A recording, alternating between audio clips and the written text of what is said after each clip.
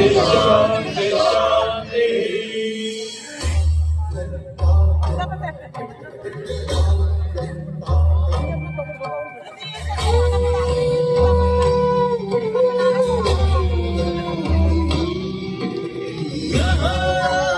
यथा सूर्यो नक्षत्राणां यथा शशि तीर्थरामुत्तमं तीर्थं प्रयागाख्यमनुत्तमम्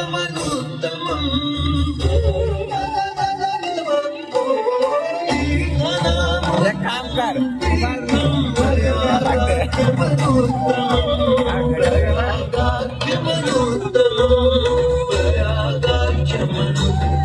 जहाँ पानी पारा जा रहा वहाँ अलग बना रहा है।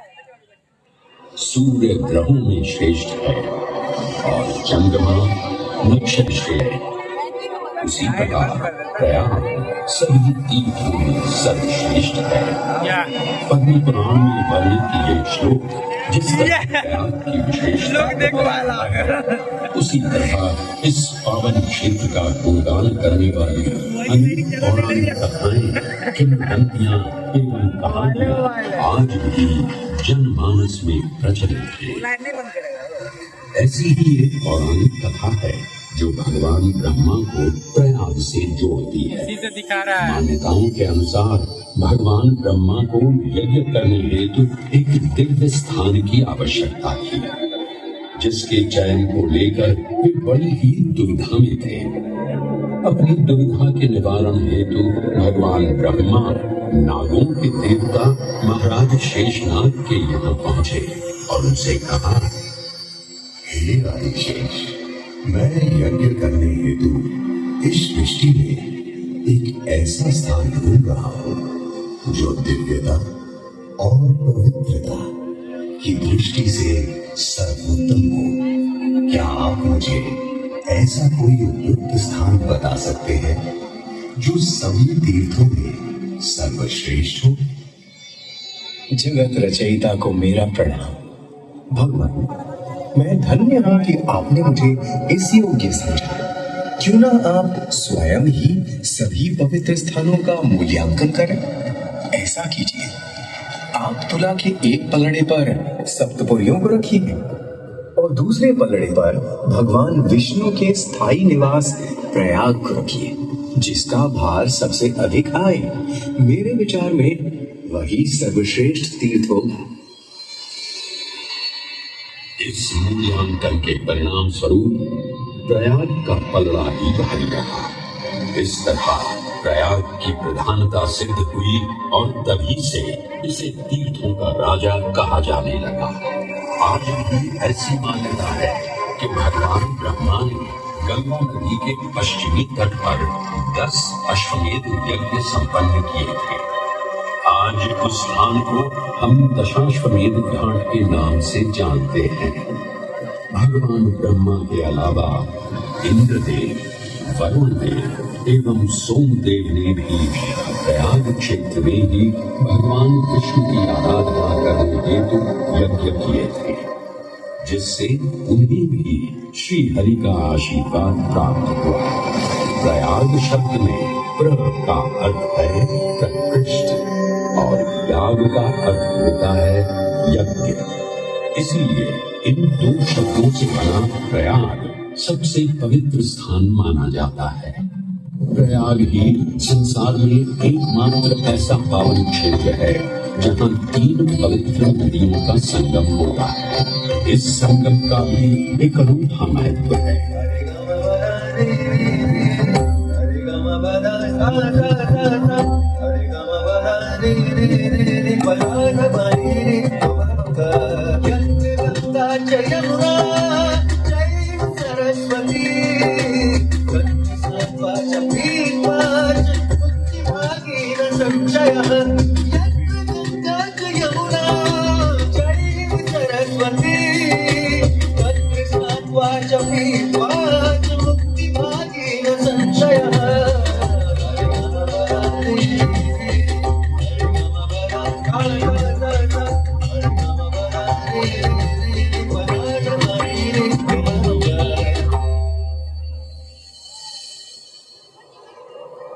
प्रयाग में गंगा, यमुना और सरस्वती जैसी 3 सबसे पवित्र और पूजनीय नदियों का दिव्य संगम होता है।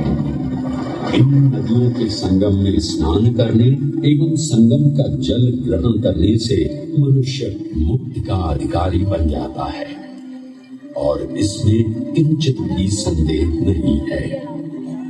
ब्रह्म पुराण में ब्रह्मा जी भी कहते हैं कि प्रयाग में सरस्वती जी अदृश्य रूप में आकर गंगा जी से मिलती हैं। इसलिए इस क्षेत्र को सरस्वती तीर्थ संगम भी कहा गया है। सरस्वती नदी के अदृश्य रूप से मिलने के पीछे भी एक पौराणिक कथा सुनने को मिलती है।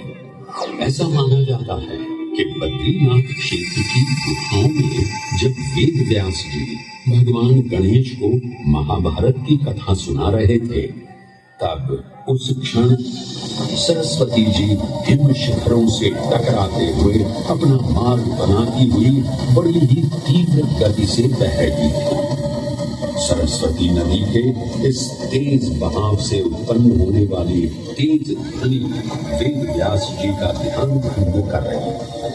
इसलिए महर्षि वेद व्यास जी ने सरस्वती जी से वेद और ध्वनि को कम करने का आग्रह किया, परंतु उनके अनुरोध उपरांत भी जब सरस्वती नदी के वेग एवं ध्वनि में कोई कमी नहीं हुई तो उन्होंने क्रोधित होकर सरस्वती जी को श्राप दे दिया और कहा कि वे अब धरती के भीतर यानी कि पाताल लोक में प्रवाहित होंगी।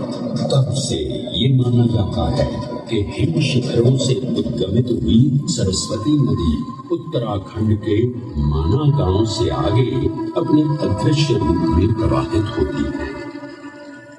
आगे चलकर यही अदृश्य रूपी मां सरस्वती प्रयागराज में गंगा एवं यमुना नदी से मिलकर त्रिवेणी संगम को पूर्ण करती है। ये प्रयाग नदी पवित्रता का उद्गम है, जिसके अंश हमें वेदों एवं पुराणों में भी मिलते हैं, जिनमें वर्णित है सुरों असुरों द्वारा हुआ समुद्र मंथन। अमृत प्राप्ति के लिए सुरों और असुरों ने एकजुट होकर क्षीर सागर का मंथन किया, जिसके संदर्भ में पुराणों में विभिन्न कथाएं देखने को मिलती हैं। उन्हीं कथाओं में एक कथा महर्षि दुर्वासा और इंद्रदेव से संबंधित है।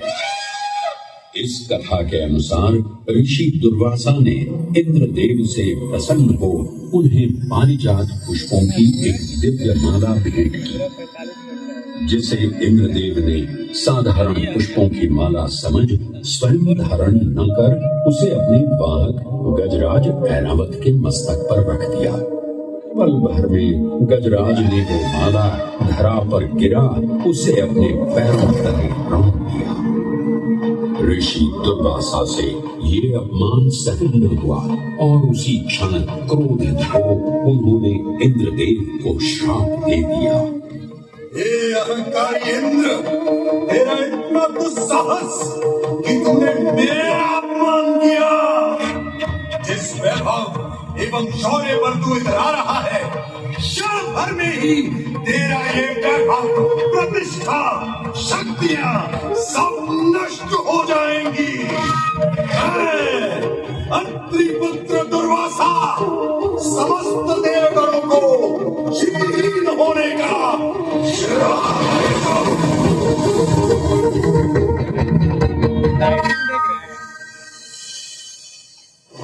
इस श्राप के परिणाम स्वरूप स्वर्गलोक से लेकर वैकुंठ धाम तक का सारा वैभव चला गया।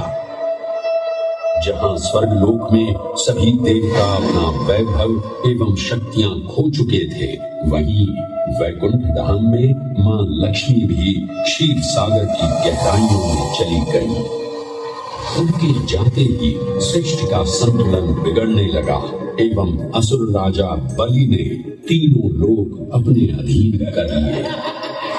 ये सब देखकर सभी देवतागण अपने श्राप के निवारण हेतु भगवान विष्णु की शरण में जा पहुंचे और कहने लगे, हे पालनहार, हे स्वामी, अब आप ही हमें इस श्राप से मुक्त होने का मार्ग बता सकते हैं, अन्यथा हम अपनी शक्तियों से सदैव वंचित ही रहेंगे और युद्ध में कभी भी असुरों का सामना नहीं कर पाएंगे।